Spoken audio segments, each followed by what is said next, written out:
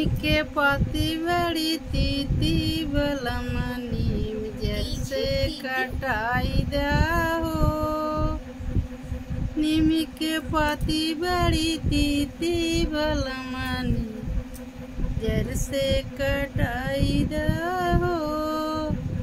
सोने की थारी में जेवना बनायो, सोने की थारी में जेवना बनायो।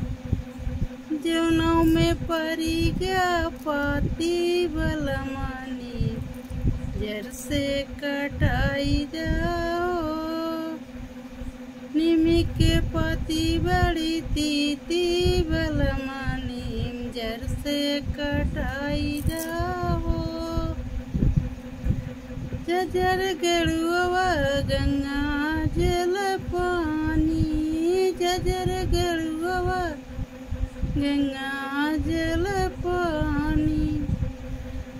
गरुओं में परी गया पाती बलमानी जर से कटाई दहो।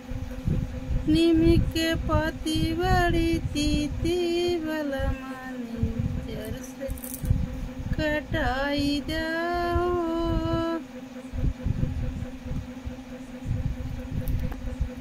फूल चुनी चुनी से जलगायो, फूल मजरी जरी से जलगायो।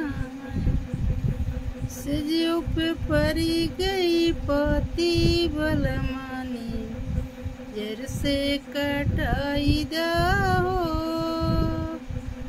निमी के पाती बड़ी तीती बलमानी जर से कटाई दहो।